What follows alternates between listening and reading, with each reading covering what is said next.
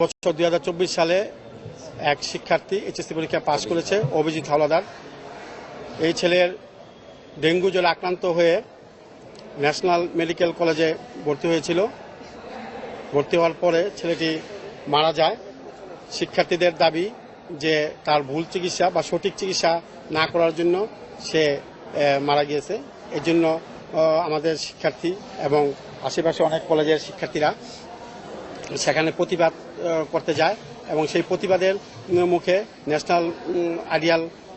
National medical college তারা আতঙ্কিতভাবে হামলা চালায় বিভিন্ন সন্ত্রাসী গুন্ডা বাহিনী নিয়ে। এই থেকে আসলে এই সূত্রপাত।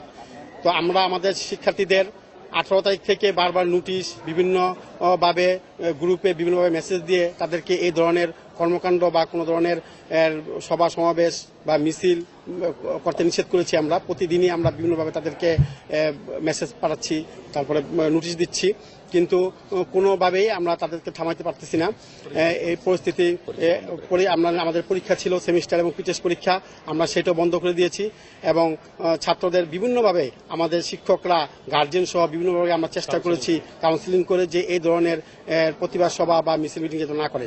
কিন্তু সোহরাওয়ার্দী কলেজের শিক্ষার্থীরা আমার শিক্ষার্থীকে আহত করে মাথা ফাটিয়ে ফেলে। এর সূত্রপাত ধরে বিভিন্ন ধরনের গন্ডগোল শুরু হয় কালকে থেকে এবং কালকে রাত্রে আমরা জানতে পেরেছি যে সোহরাওয়ার্দী কলেজের শিক্ষার্থীরা ঘোষণা দিয়েছে ডিএমআরসি কলেজ উড়িয়ে দিবে, এই কলেজের ইট সহ তারা খুলে নিয়ে যাবে। আসলে সেই ঘটনাই আজকে তারা ঘটিয়েছে। আমরা কখনো আশা করি নাই যে শিক্ষার্থীরা এই ধরনের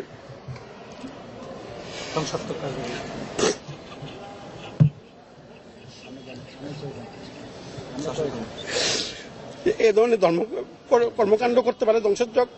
সকল শিক্ষা প্রতিষ্ঠানের শিক্ষার্থীদের তাদের লেখাপড়া, তাদের কাজও লেখাপড়া, কিন্তু তারা আজকে এই ঢাকার সুনামধন্য টপ 10-এর একটি কলেজ, এই কলেজ এত সুন্দর একটি কলেজকে কিভাবে তারা ধ্বংস করলো। আসলে শিক্ষার্থীর সাথে কিছু ছাত্র অছাত্র, কিছু ভাড়াটে, বিভিন্ন কুচক্রী মহল এখানে এসে আজকে এই ধরনের অপকর্ম করেছে। কিন্তু দেখেন আমাদের শিক্ষকরা কবি নজরুল সোহরাওয়ার্দী কলেজের শিক্ষার্থীদের আমরা সেভ করে দিয়েছি এবং আমাদের শিক্ষকরা আহত হয়েছে তাদেরকে সেভ করার জন্য। তারপরও তারা আমাদের ক্ষান্ত করেনি। আমাদের প্রায় 50 থেকে 60 কোটি টাকার ক্ষতি করেছে।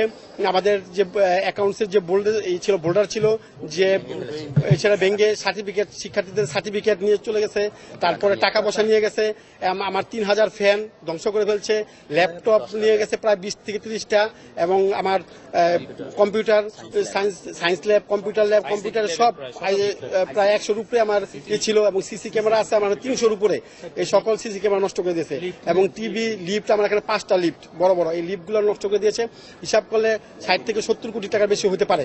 এবং আমার এই 12তলা ভবনের একটা জানালার কাজও নেই। আপনারা দেখতে পাচ্ছেন, আপনারা আজকে সারাদিন এটা রিপোর্ট করেছেন। আমি প্রশাসনকে বারবার কথা বলেছি, প্রশাসনের সাথে সকাল থেকেই তাদেরকেই করছি, কিন্তু তাৎক্ষণিক সেই সময়ে আমরা প্রশাসনের কাউকে দেখতে পাই নাই।